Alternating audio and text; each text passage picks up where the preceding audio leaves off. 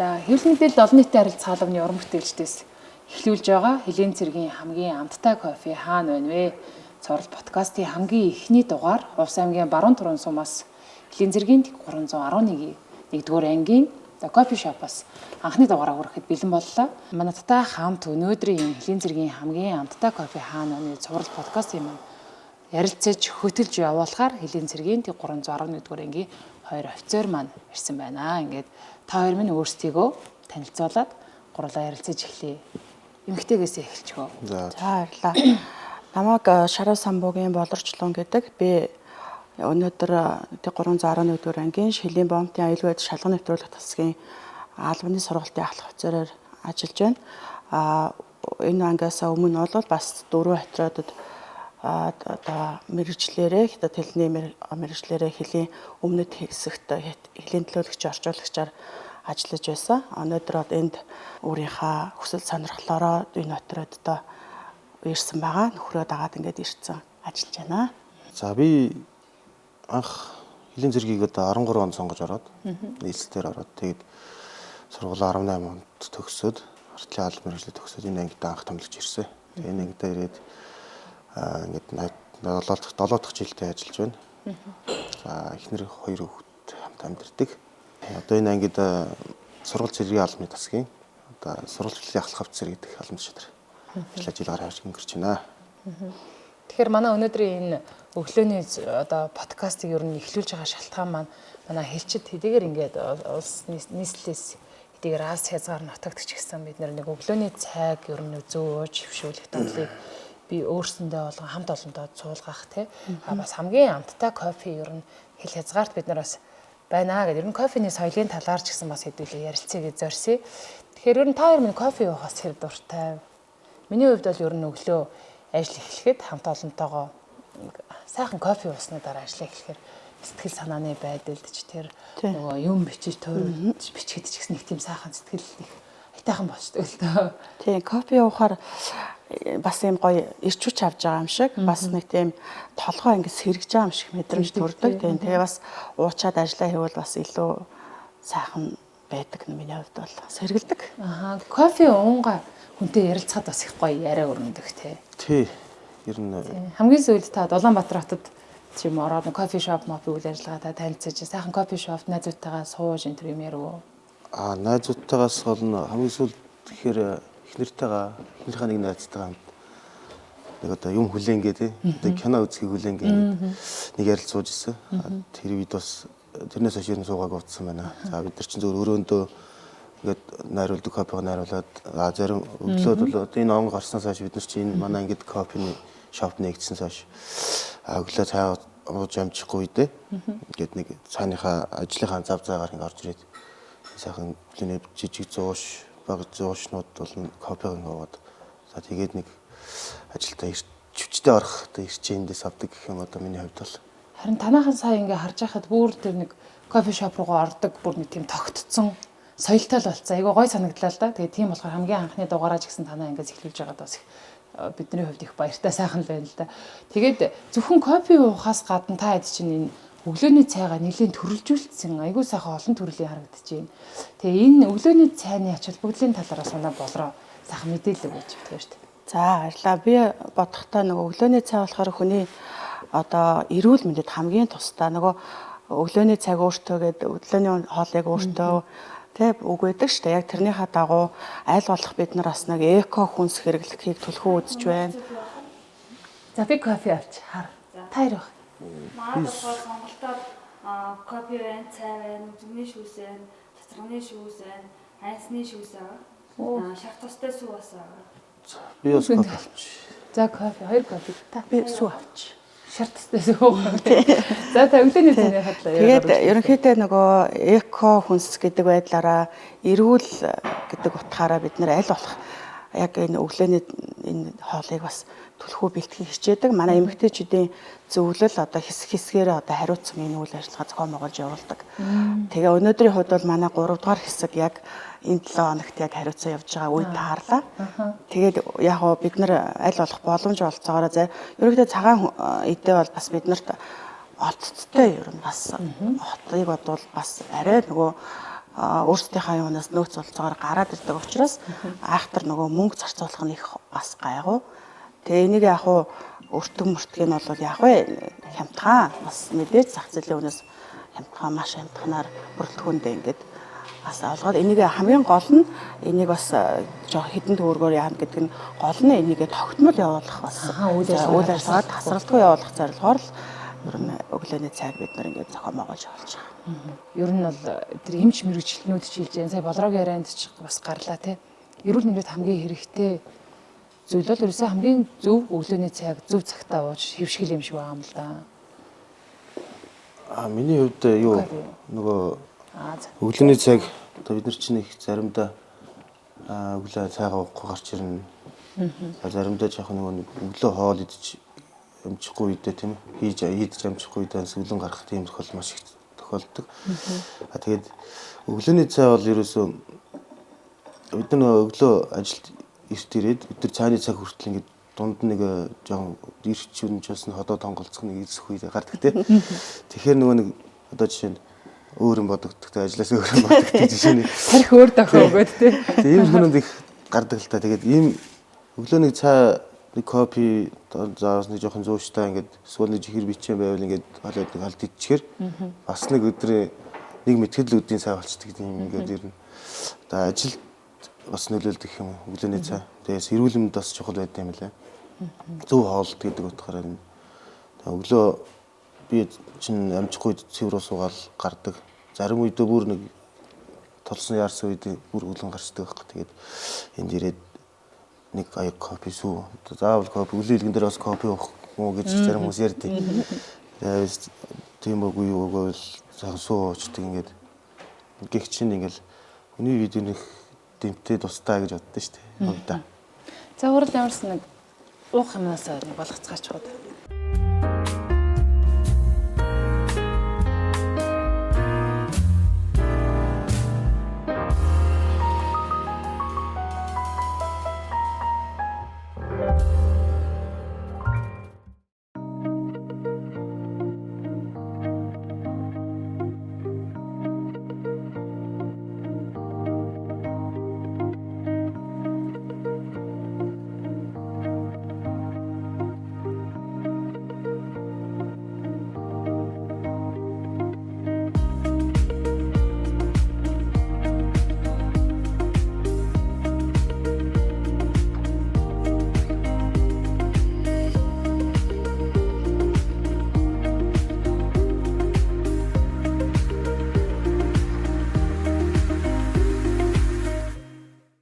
Кофе шопын үйл ажиллагааг ер нь анх энд эхлүүлээ.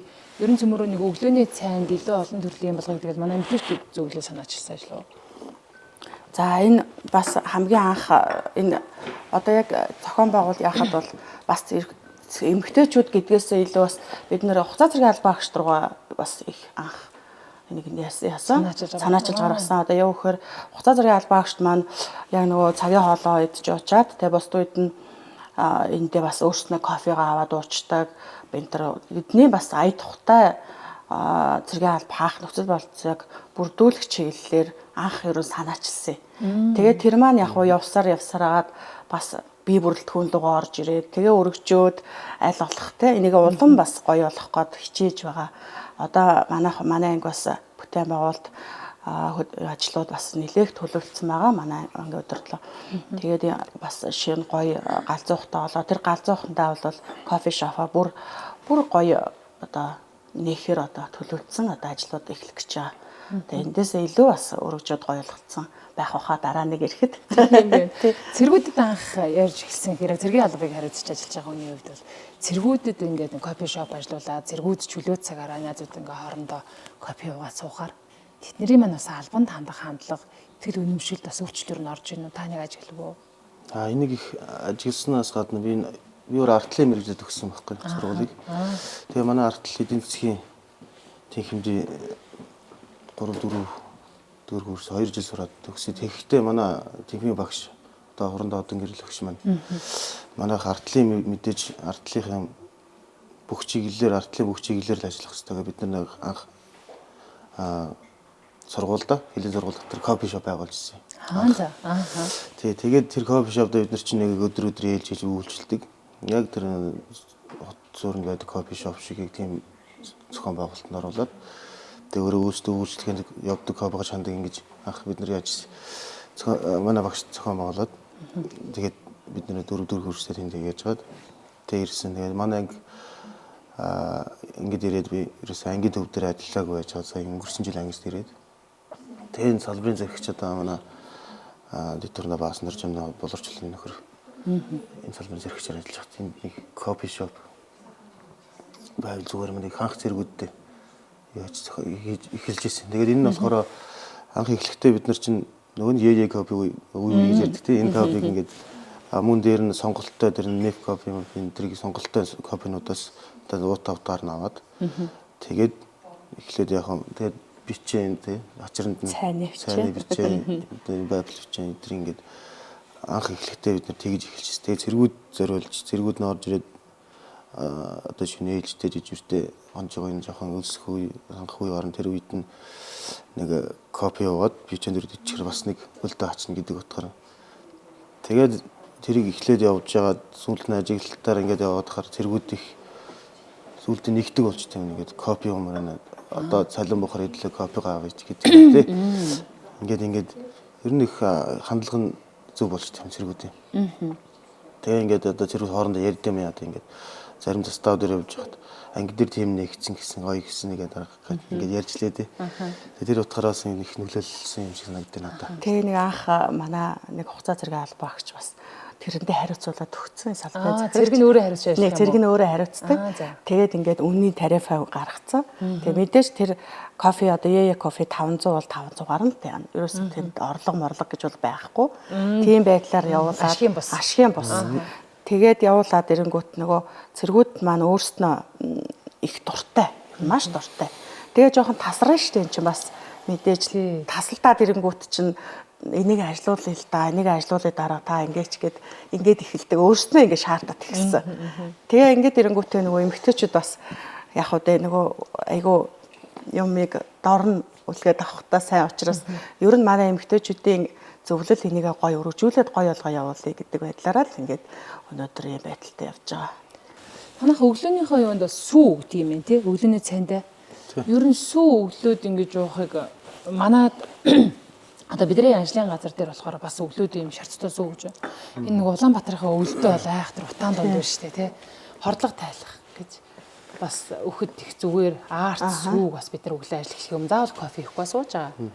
Тэгэхээр энэ соёл ер нь манай хэлийн бүх ангиудад явбал давхар энэ нэрэл хилчид бид нар эрүүл мэндэд ч их асар том хөрөнгө оруулалт юм л да тий.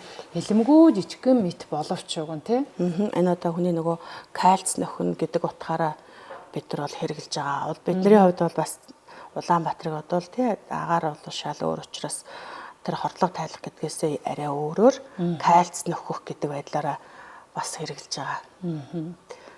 Юуны Мөнгөнжин генералын ярьжсэн нэг сургалтанд одоо манай бүрэлдэхүүн сууж байхад тэгж ярьжсэн. Юутаас шар тустай сүү ордог гэж ярьжсэн. Тэр яг одоо бол би тэрийг бол орж үзээгүй болохоор ерөнхий газарт яг ямар байдалтай одоо явуулдаг нь бол сайн мэдэхгүй байна л да. Ойрын үед ерөнхий газар л ер нь орсонгүй.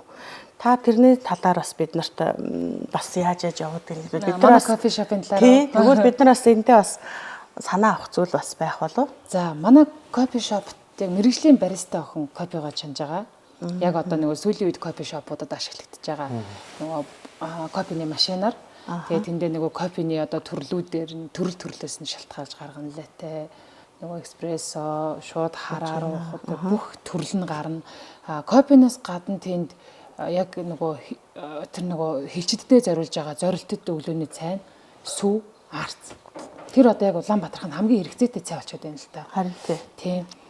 Тэгээд яг таны хэлдэг тэр хажуугаар нь манай яг 288-ын тоогоочд өөрсдөө уралсан гоё кекс, нарийн бов, тэгээд нөгөө өглөөний цайн дууж болох өөр хөнгөн хэлбэрийн 100 шууд юу байна. Тэд нар бүгд гарна.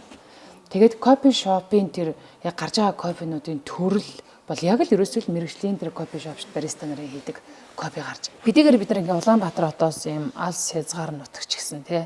Нэг тэр Улаанбаатар хотын соёлыг хилчид яагаад энэ орон нутагтаа дэлгэрүүлж одоо нэг залуу офицер дагаад Улаанбаатар хотоос ирж байгаа охин Тэ юмыг авч төдөө гэр орон хот хүрээ санахад манай энэ кофе шопын өрөөний гоё яг л хот шиг нь ийм мэдрэмж төрүүлж ивэл үнэхээр сайхан тий. Энэ кофе уусныхаа араас битээр одоо кофегоо дуусчлаа л да хүн нөгөө шингэн нөхөх хэрэгтэй байдаг гэсэн. Одоо цай юм уу одоо нөгөө энгийн бидний уудаг нөгөө баах уу цай хүний шингэнийг сайн нөхдөг бол кофе яг нөгөө жоохон сөрөг тал нь шингэнийг жоохон хорох магадaltaй учраас араас нь төдий хэмжээний шингэнийг бас сууж авах хэрэгтэй гэдгийг бас кофе сонирхогчдоо бид гурыг яриаг үзэж байгаа хүмүүст бас зөвлөгөө олгож хүрэхэд бас зүгээр байх. Тэгээд тэр хэмжээний шингэн уухаар давхар нөгөө шүд шаарлах тий шингэний дутагдлахгүй байх зэрэг олон эрсдлээс бас хамгаалдаг юм байлээ. Тий урьдчилан сэргийлдэг юм байлээ. Хамтдаа сайхан яриа өрнүүлсэн, сайхан кофегоор дайлсан бүсгүйчүүдтэй бас тэгээ сайхан хамтдаа яриа өрнүүлсэн та хоёртаа маш их баярлалаа.